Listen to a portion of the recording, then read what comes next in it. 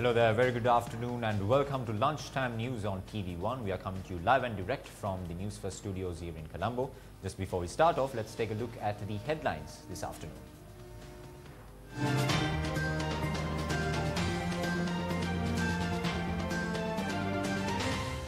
Showers experienced in several parts of the country. Fishermen and naval community advised not to engage in fishing activities until 6 a.m. tomorrow. Senior Sangha Sabha member of the Malwatu chapter of the Siam sector, Most Venerable Aludgama Sri Dhammananda Thero, passes away. A delegation including the Defence Secretary of Pakistan to arrive in the island today. 2 more earthquakes rock Indonesia, this time in Sumba.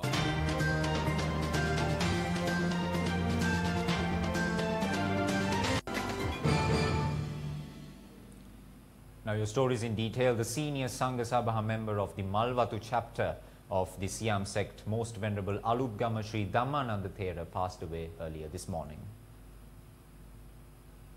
Most Venerable Aludgama Sri Dhammananda Thero passed away at the age of 103 at the Kandy General Hospital while undergoing treatment.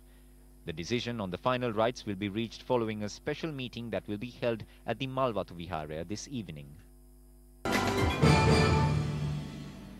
Now in some weather-related news, issuing a weather advisory, the Met Department says due to the low-level atmospheric disturbance in the vicinity of Sri Lanka, prevailing showery condition is expected to enhance over the island.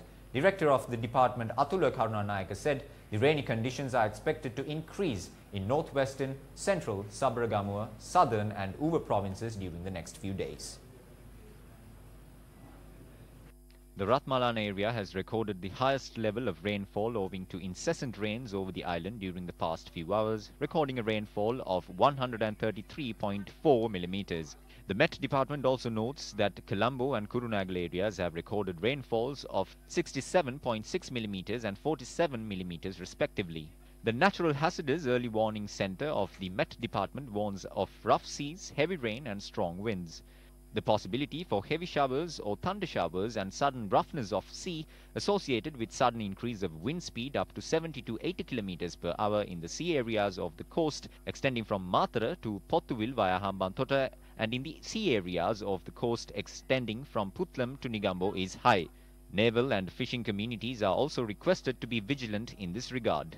The advisory further adds the active clouds which were developed in the southern sea area is active over the mentioned sea area. Many houses in the Anamadu area in Chilau have been damaged due to gale winds which had swept through the area last evening. Adigama Mahavidyalaya was severely damaged. Our correspondent said as a result, Adigama Primary School and the Adigama Mahavidyalaya have been closed down.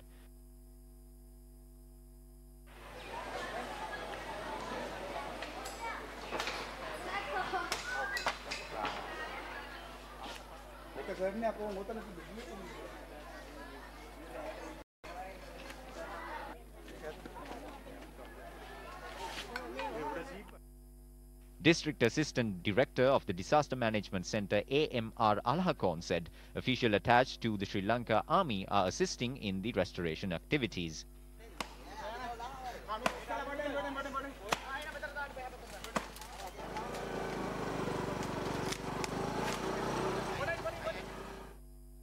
Meanwhile, several high-power electricity lines have also been damaged due to the gale winds which swept across the Anamadu area, disrupting power supply to more than 7,500 families.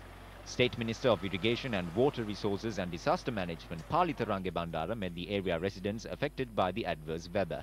Meanwhile, Director General of Disaster Management Center Pradeep Kodipili said a relief team was dispatched to Anamadu area yesterday. He also requested the people residing in the central hills to be vigilant of any landslide threats if the rain persists. President Maithripala Sirisena has expressed his condolences over the tsunami that hit Dongla area in Indonesia's central Sulawesi district. The president also said that the government of Sri Lanka and its people extend their condolences to all those affected by the disaster that occurred on the 28th of last month. He added that Sri Lanka will stand by Indonesia at the time of need. The Defence Secretary of Pakistan, retired Lieutenant General Ikram ul Haq, along with a high-level delegation, will arrive in Sri Lanka today. The Defense Secretary is scheduled to engage on a 4-day visit until the 5th of October 2018 to participate in the Pakistan-Sri Lanka Armed Forces Defense Dialogue. During the visit, the Defense Secretary will meet his Sri Lankan counterpart Kapila Vaidyaratne to discuss matters of professional interests. He will also hold meetings with Chief of Defence Staff Admiral R. Vijay Gunaratne and commanders of Sri Lanka Tri-Forces. The dialogue aims to promote defence ties between Pakistan and Sri Lanka and promote professional and mutually beneficial relations between both armed forces. On to some tragic local news now. A female elephant had died of electrocution after coming into a contact with an unprotected electricity cable in Puakpitia, Habarana. It is suspected this female elephant had died last afternoon. Our correspondent said the elephant may have roamed into the area from the Hurulu Eco Park.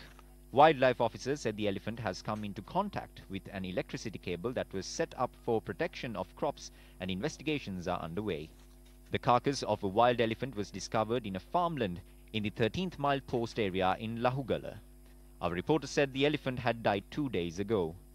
Wildlife veterinarian Dr. Nihal Pushpakumara conducted the post-mortem, and it was revealed this elephant had also died of electrocution. The excavation at the mass grave in Mannar resumed yesterday.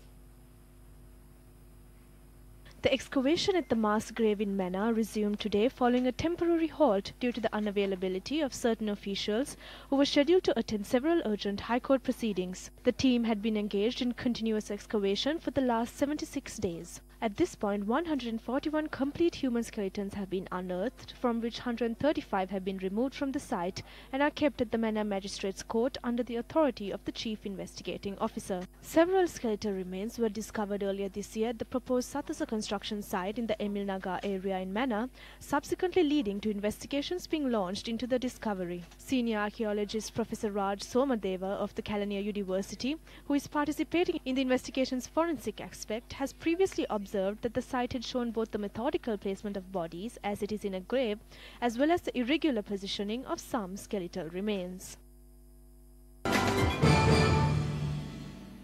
An International Senior Citizen Day celebration was held in Ampara at the H.M. Veerasinghe grounds under the patronage of Speaker Karu Jayasuriya today. The event was graced by the Minister of Social Welfare and Primary Industries, Dagamage, and many other dignitaries. Around 3,000 elders took part in the event, representing various senior citizen committees across the island.